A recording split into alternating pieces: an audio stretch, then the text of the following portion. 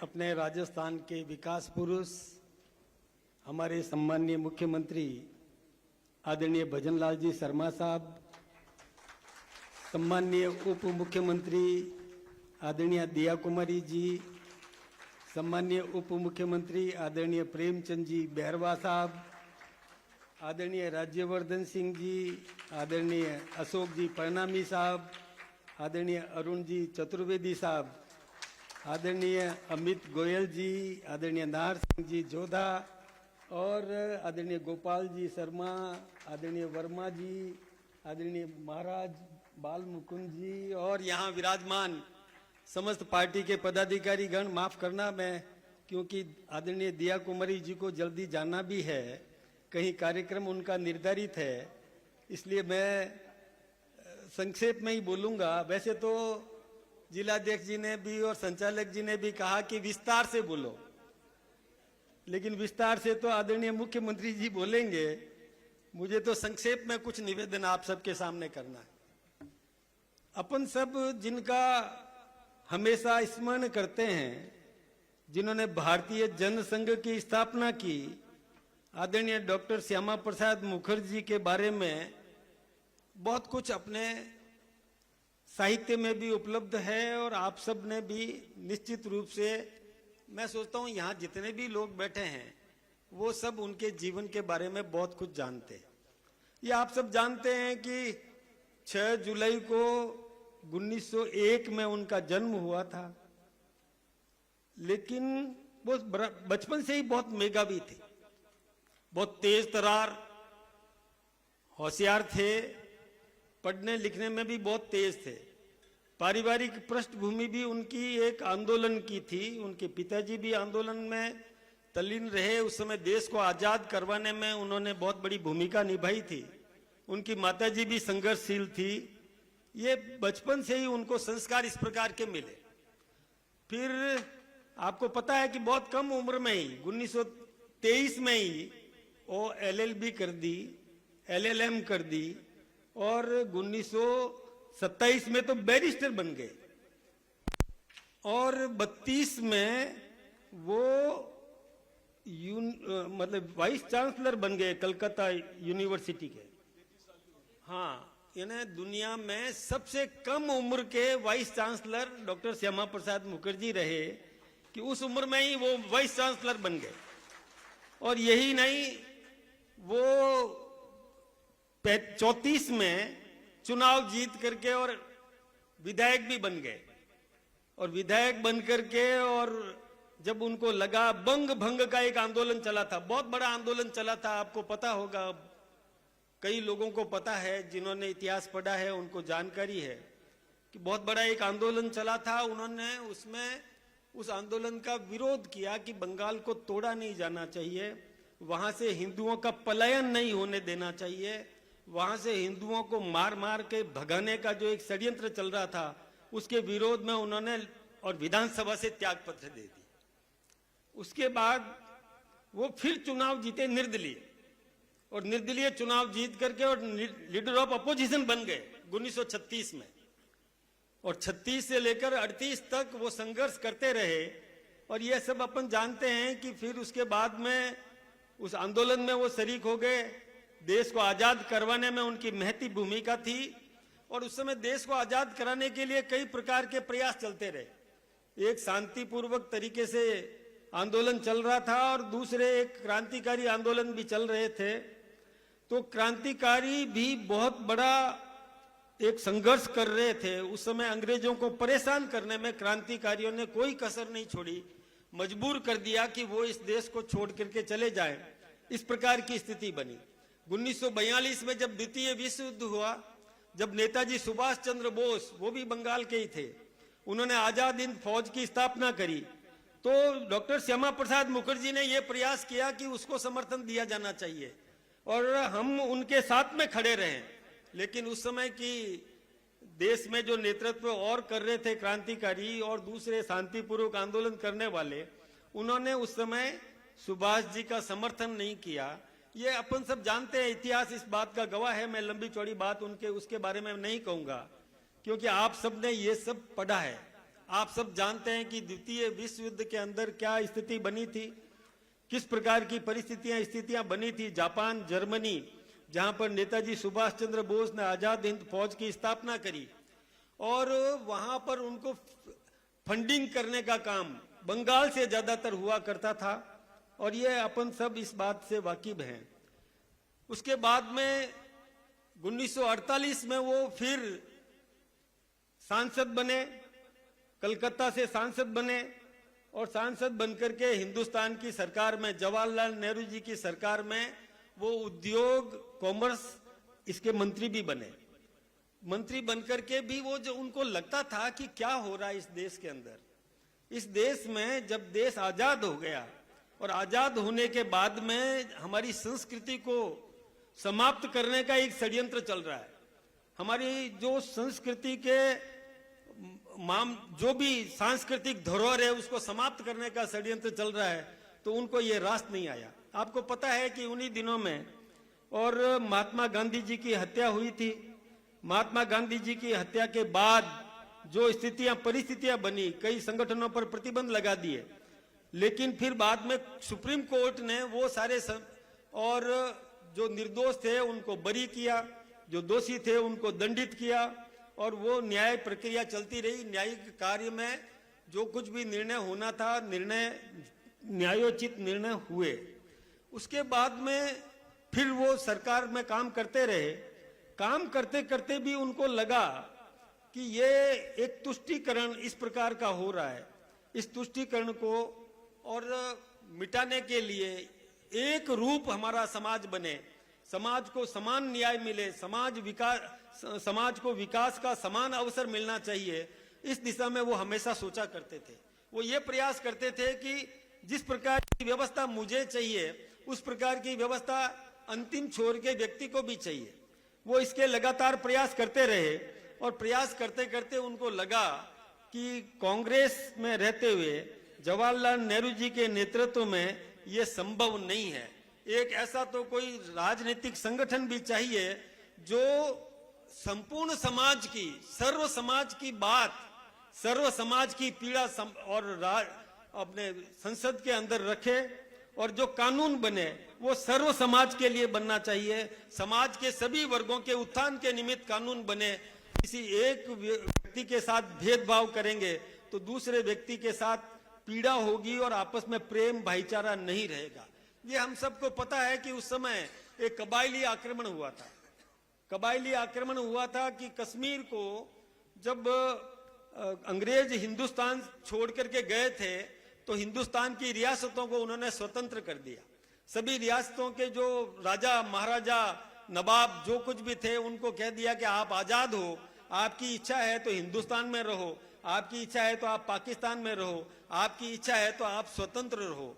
उस समय हरि सिंह जी थे कश्मीर के महाराजा। कश्मीर के महाराजा हरि सिंह जी थे। वो हरि सिंह जी ने स्वतंत्र रहने का निर्णय लिया और जब स्वतंत्र रहने का निर्णय लिया उधर पाकिस्तान ने एक षड्यंत्र रचा और पाकिस्तान ने सेना भेज दी कि कश्मीर को अपने अधिग्रहण में कर लो। तो आपको मैं एक जानकारी देना चाहूंगा कि उस समय महाराजा हरि सिंह जी पंडित जवाहरलाल नेहरू जी जो हिंदुस्तान के प्रधानमंत्री जी थे उनके द्वार पर आए।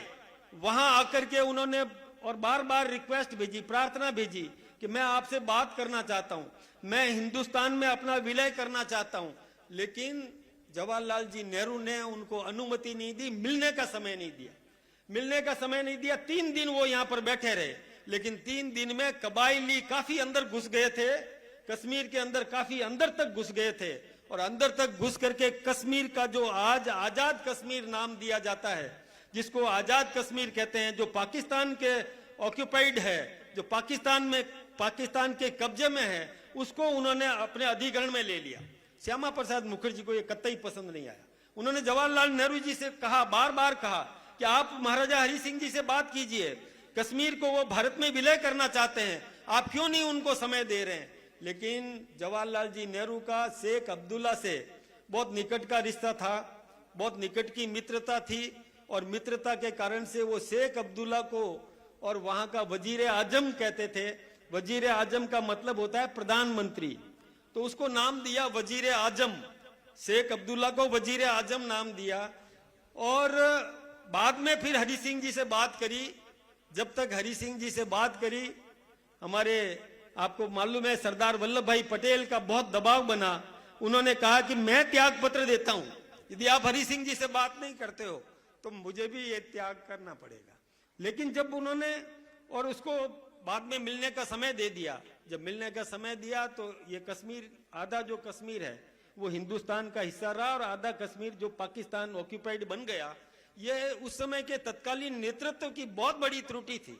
ये डॉक्टर श्यामा प्रसाद मुखर्जी ने कहा कि यह कतई स्वीकार नहीं किया जा सकता, या आपने जो गलत काम किया है। उन्होंने विरोध किया, और विरोध किया तो मतभेद होना स्वाभाविक है कि उस समय का निरंकुश तानाशाह यदि कोई है और उसके सामने यदि कोई विरोध करने की हिम्मत कर दे तो उसके साथ में भेदभाव होना स्वाभाविक है, और भेदभाव किया गया।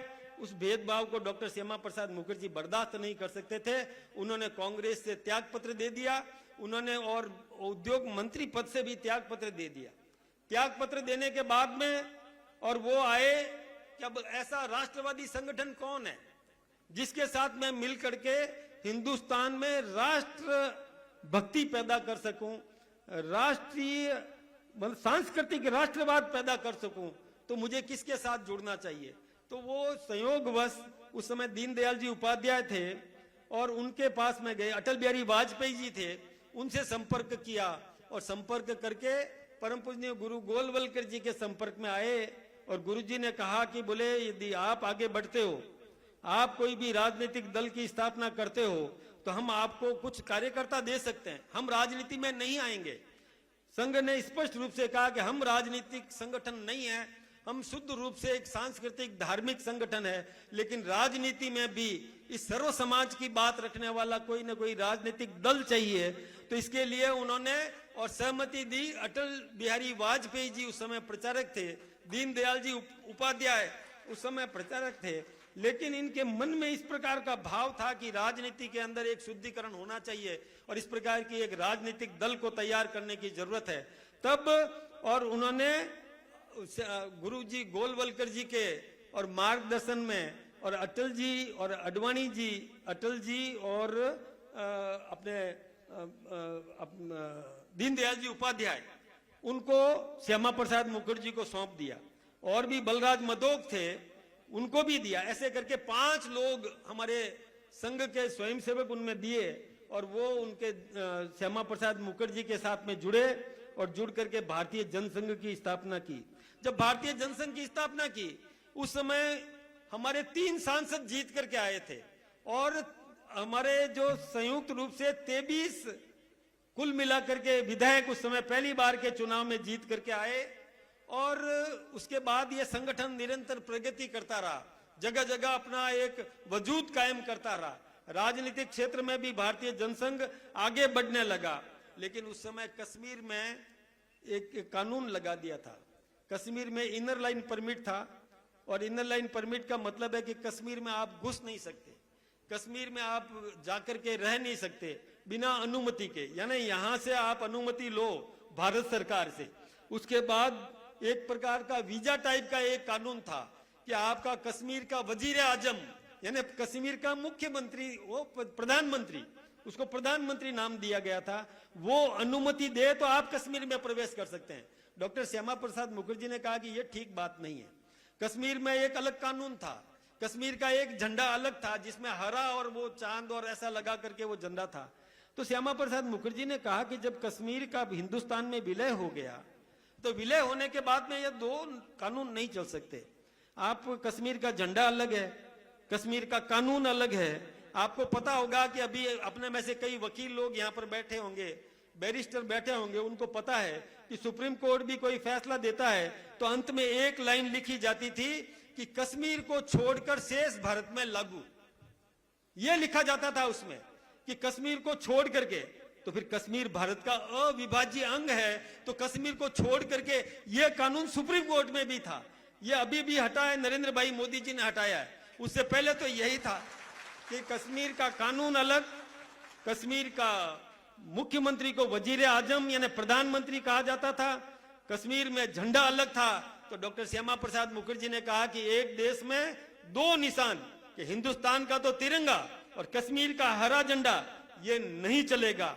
उन्होंने कहा कि हिंदुस्तान का कानून और कश्मीर का कानून अलग, ये नहीं चलेगा। हिंदुस्तान का प्रधानमंत्री और कश्मीर का अलग प्रधानमंत्री, ये नहीं चलेंगे। तो उन्होंने एक नारा दिया, एक देश में दो कानून नहीं चलेंगे, एक देश में दो विधान नहीं चलेंगे, एक देश में दो निशान नहीं चलेंगे, ये नारा दिया। नारा दे करके और उन्होंने तय किया कि मैं इसका उल्लंघन करूंगा। मई 1953 में उन्होंने तय किया कि मैं इसका उल्लंघन करूंगा। तो साथ में हमारे अटल जी भी चले, उन्होंने कहा मैं भी आपके साथ चलूंगा, आप यदि कश्मीर में कानून तोड़ के घुस रहे हो तो मैं भी आपके साथ चलूंगा। तो डॉक्टर श्यामा प्रसाद मुखर्जी ने कहा नहीं, आप नहीं चलिए, आप यहां पीछे रहिए, आपको ये इस पार्टी को मजबूत करना है, ये संगठन को मजबूत करना है और सांस्कृतिक राष्ट्रवाद इस देश में पैदा करना है, उसको मजबूती देने के लिए आप पीछे रहिए। मेरा कुछ भी हो सकता है कि मुझे वहां और मौत का सामना करना पड़े, हो सकता है कि मेरा वहां बलिदान हो जाए, लेकिन मैं वहां जाऊंगा, आप नहीं जाओगे। अड़े रहे अटल जी के साथ में और भी लोग अड़े रहे और कहा कि हम साथ चलेंगे, आपको अकेला नहीं जाने देंगे। ये कुछ भी कर सकता है शेख अब्दुल्ला, आपके साथ में किसी भी प्रकार का दुर्व्यवहार कर सकता है, हम आपके साथ में खड़े रहेंगे। तो उन्होंने कहा कि नहीं, मैं पार्टी का अध्यक्ष हूं तो मैं आदेश दे रहा हूं आपको कि आप जाइए और आपको इस संगठन को खड़ा करना है। और डॉक्टर श्यामा प्रसाद मुखर्जी अकेले घुस गए मई 1953 और 23 मई को 23 जून मई में तो वो गए और 1 महीना और कुछ दिन में ही उनकी वहां पर मौत हो गई। उनको स्लो पॉइजन दिया गया, ऐसे बर्तन में खाना दिया गया कि जिस बर्तन में रखते ही वो जहर बन जाता है और वो खाना उनको खाना पड़ा। जांच नहीं हुई, खूब हमने प्रयास किया कि जांच करो, कैसे हो गया। 1-1.5 महीने में जो हष्ट पुष्ट 52 वर्ष का 51 वर्ष का नौजवान बड़ी बहादुरी के साथ में और नारा लगाता हुआ कश्मीर के अंदर प्रवेश कर रहा है और 1 महीने के अंदर अंदर उसकी मौत हो जाए, इसकी जांच की जानी चाहिए। लेकिन तत्कालीन निरंकुश सरकार ने उनकी जांच तक नहीं की और कह दिया कि उनको ये बीमारी हो गई थी और इसके कारण से उनकी मौत हो गई। तो आज उनका बलिदान दिवस है। डॉक्टर श्यामा प्रसाद मुखर्जी ने इस देश के लिए, कश्मीर को बचाए रखने के लिए, भारत का अविभाज्य अंग बचा रहे, इसके लिए उन्होंने संघर्ष किया और अपना बलिदान किया। इसलिए अब उस कश्मीर को बचाने के लिए मेरा गला भर रहा है, वास्तव में मैं बोल नहीं पा रहा हूं। मैं क्या अपने साथ चलता हूं, मेरे एक भावुकता है, घटना कथानक के साथ साथ अपन चलते हैं तो ऐसा लगता है कि जैसे सामने देख रहे हैं।